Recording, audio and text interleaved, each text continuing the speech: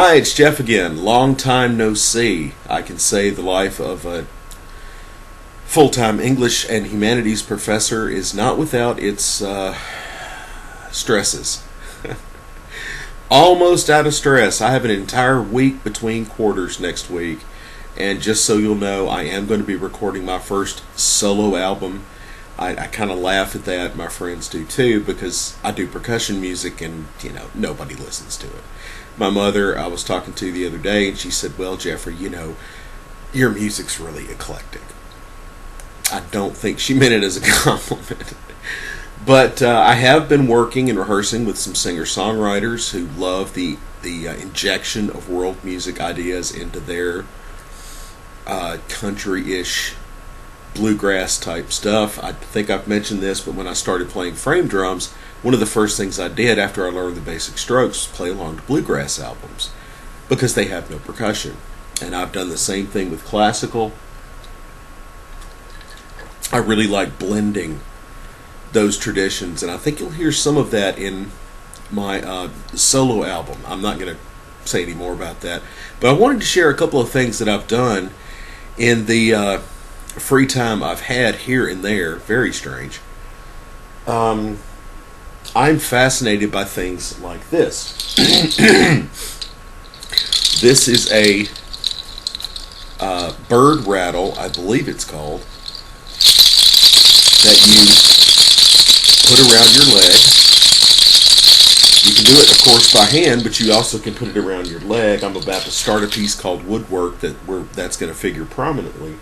And then this is something, if I can get all this Velcro disconnected.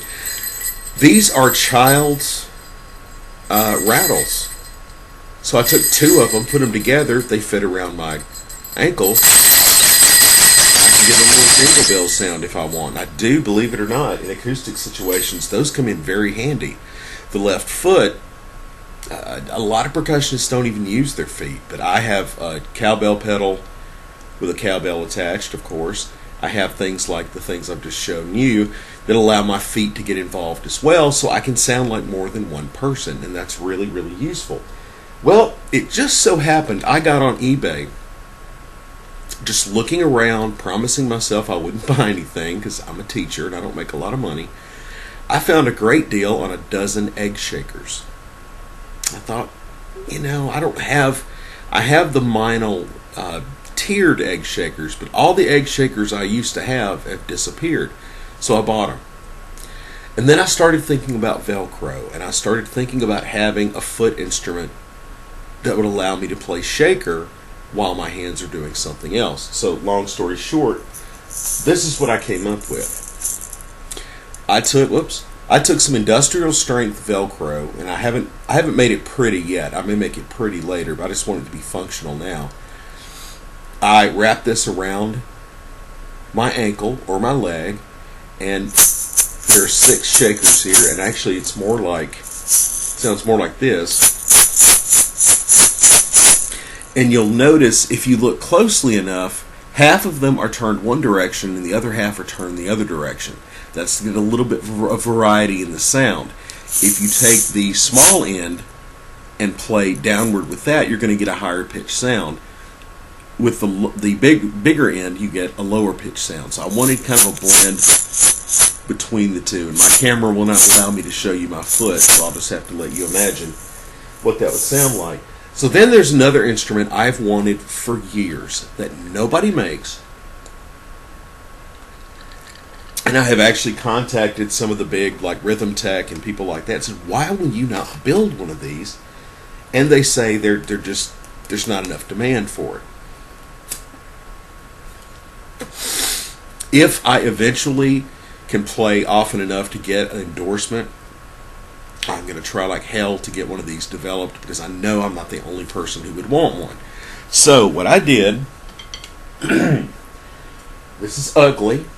Again, I don't necessarily have to make things pretty.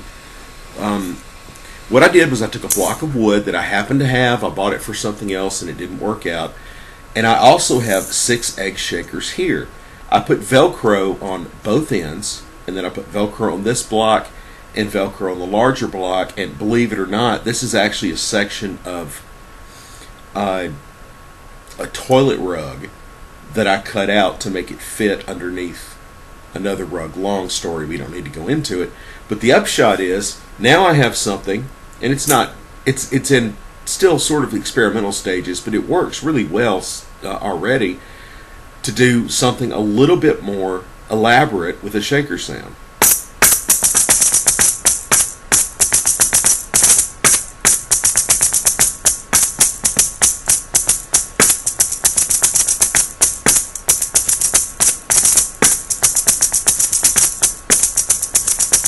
And if I want to,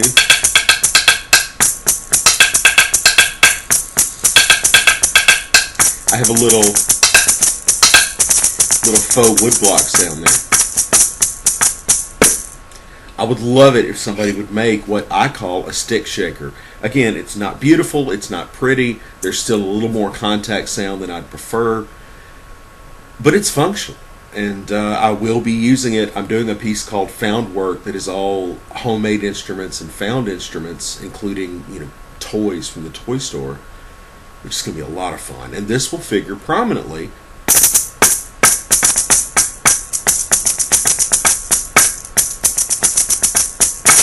I may use mallets or smaller sticks to keep that contact sound down, but these are the things we can do with very basic tools. And I'm a big proponent of what they call the DIY aesthetic.